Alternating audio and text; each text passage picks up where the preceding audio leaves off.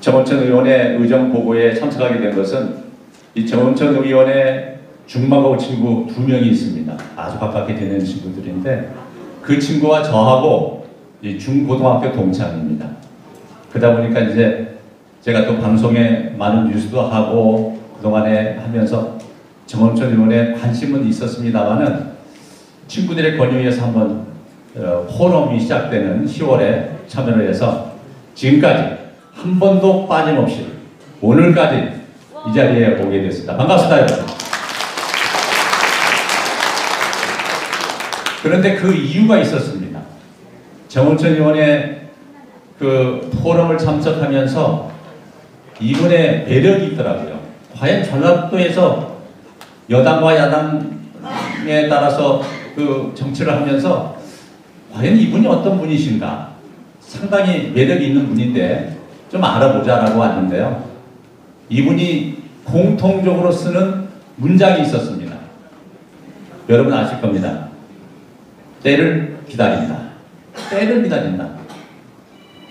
그때를 놓치면 안 된다. 이 2가지 문장을 계속 반복해서 쓰셨습니다. 아시죠? 여러분 다 아시죠? 때를 기다린다. 처음에는 건성을 들었어요. 이거 정치인이시니까 이렇게 하겠지. 그런데 회를 거듭할수록 제 머릿속에 쏙쏙 들어오는 거예요.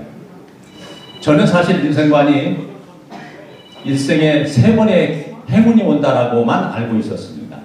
그래서 저는 한 2번은 왔다라고 생각합니다. 그런데 이분처럼 때를 기다린다라는 말을 수시로 쓰면서 본인의 스스로를 자책하는 겁니다. 또 아침에 일어나서 거울 앞에서 그렇게 얘기한대요.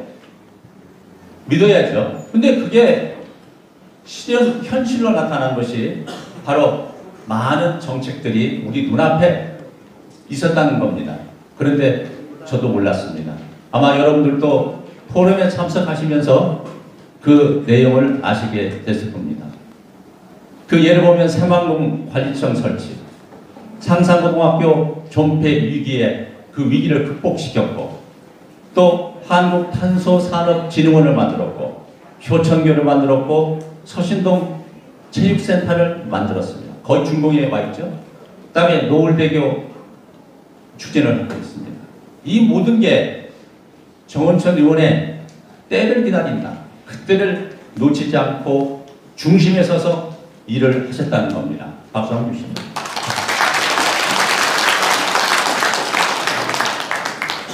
그런데 그렇게 추진을 하면서 철저한 기획력, 그리고 예산을 타려면 중앙부처의 공무원들을 설득해야 됩니다. 끊임없는 설득과 설명, 그리고는 포기하지 않는 노력으로 목표를 달성하고 마는 그런 추진력이 그에게 있었습니다.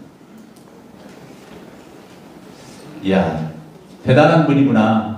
이 나이에, 저희 나이에 인생을 이제 어느 정도 정리하자고 그러는데 이분은 비례대표를 포기하고 지역구 의원에 나오겠다고 지금 이렇게 나오셔서 10월부터 매주마다 여러분을 만나서 열변을 하십니다. 저는 또 한 번 놀랐습니다. 박수 주셔야죠.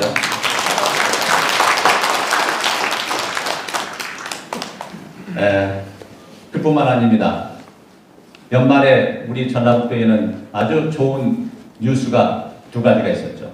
한 가지는 우리 전라북도 생긴 이래 9조 원이라는 예산을 만들어냈습니다. 거기에는 여야 협치가 있었습니다. 그 중에는 또 우리 정은청 의원이 그 자리에 있었습니다. 감사합니다.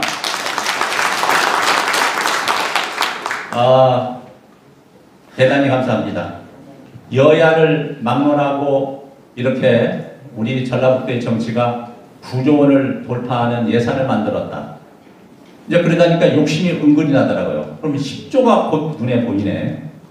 자, 그러면 도지사와 우리 정원춘 의원님 또 여야의 정치인들이 합세해서 10조 원 눈에 보이더라고요. 그래요. 그러면 2024년도, 25년도에 정은천 의원을 지역구 국회의원으로 뽑아서 한번 만들어 보자. 이런 의견을 하고 싶은데 여러분 어떻습니까?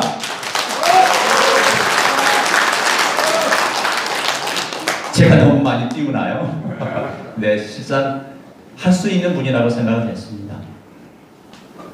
또 그뿐만 아닙니다. 전라북도가 그동안 홀대받으면서 얼마나 힘든 생활을 했습니까? 그런데 전라북도 특별자치도를 만들겠다. 그 쉽지 않은 일입니다. 곧 될 것 같죠? 그런데 되지 않았습니까? 연말에 국회 통과했습니다. 전라북도 특별자치도 내년 1월 4일이 되면 1월 2일 2024년 1년 동안 준비해야 되니까 그때 되면 전라북도가 광역시 다음 전라북도가 특별도로 정부로부터 인정받습니다. 거기 중심에 우리 정의원이 계셨습니다. 감사합니다.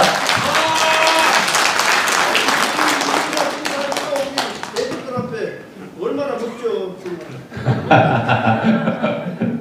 인사를 하시라고 그래요. 아, 인사하시라고요? 아, 인사만 하시죠.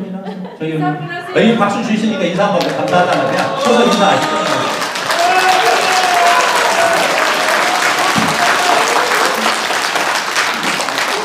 정운천 한번 외치시죠. 정운천. 정운천. 정운천. 야, 우리 옆에 또 김영구 회장님도 나오셔서 감사합니다. 그런데 또 한 가지 1월 1일 날 외신을 통해서 우리나라에 대한 아주 반가운 또 자긍심이 느껴지는 뉴스가 나왔습니다. OECD에서 세계 모든 나라의 이 경쟁력이 있는 나라 순위를 발표를 했습니다. 세계 85개국 1,700명의 전문가에게 질문을 던졌습니다. 세계 경쟁력 있는 나라가 어떤 나라냐 한번 적어봐라. 근데 한번 적어봐라 제가 말을 했지만 그분들에게는 중요한 숙제를 준 거겠죠.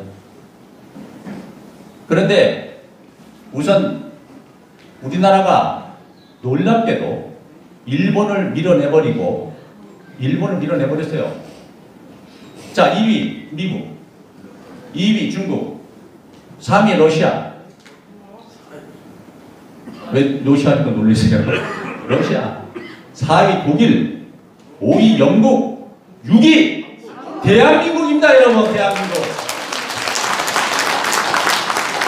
지난해 2022년도 세계에서 경쟁력 있는 나라가 바로 한국이 일본을 밀어내고 6위의 자리에 당당하게 올라간 겁니다, 여러분. 축하드립니다, 여러분. 대한민국에 가시는 거. 저도 축하받을 만하죠. 네. 자, 그러면 7위는 어디냐? 7위가 프랑스입니다. 그 다음에 8위가 일본입니다. 9위 아랍에미레이트, 10위 이스라엘입니다. 이게 바로 세계 판도가 이렇게 바뀌고 있는 새해를 우리 정건청 의원님과 여러분이 함께 맞이하게 됐습니다. 여러분 축하드립니다. 저 10분 안에 끝내야 되는데 10분 아마 8분쯤 됐을 겁니다. 자, 여러분 마무리 한 2분 하겠습니다. 이제 앞에서 경쟁력 있는 나라 우리가 6위 됐죠. 자, 그렇다면 우리나라가 경제에서 그 부분은 경제, 외교, 문화 이런 것들을 참고로 해서 순위를 정한 거라고 발표를 했었습니다. 자, 우리나라 경제. 지금 우리나라 경제가 구조를 지금까지 경영해왔던 경영 구조를 개선을 했습니다. 바로 ESG 경영입니다. 영어의 약자인데요. 첫째, 친환경적인 경영을 하자. 친환경적인 경영을 하자. 그 다음에 사회적 책임을 지는 경영을 해야 된다. 끝으로는 투명한 경영을 해야 된다. 이렇게 되어 있습니다. 근데 우리나라는 정치는 어떻게 되냐? OECD 10위가 아니라 저 뒤에가 있어요. 저는 정원천 의원님께 오늘 건의를 하고 싶습니다. 정치도 이제 OECD 주변에 두는 나라가 되지 않겠느냐. 그러면 어떻게 해야 되느냐. 경제 자리에서, 경영 자리에서 정치로만 단어 바꾸면 됩니다. 친환경적인 정치, 책임 정치. 친환경적인 책임 정치. 그 다음에 사회적 책임을 지는 정치. 다 아시겠죠? 무엇이 필요하다는 거. 마지막, 투명한 정치를 해달라는 것을 올 보궐선거, 다음에 내년에 총 국회의원 선거에 나가시는 의원님께 꼭 강력하게 그런 정치인이 되시기를 올라가셔서, 그럼 이번 선거 때 그 정치를 하겠다라고 약속을 하신다면 아마 여기 계신 분들이 정 의원님을 배지를 달아주실 겁니다. 맞죠? 여러분?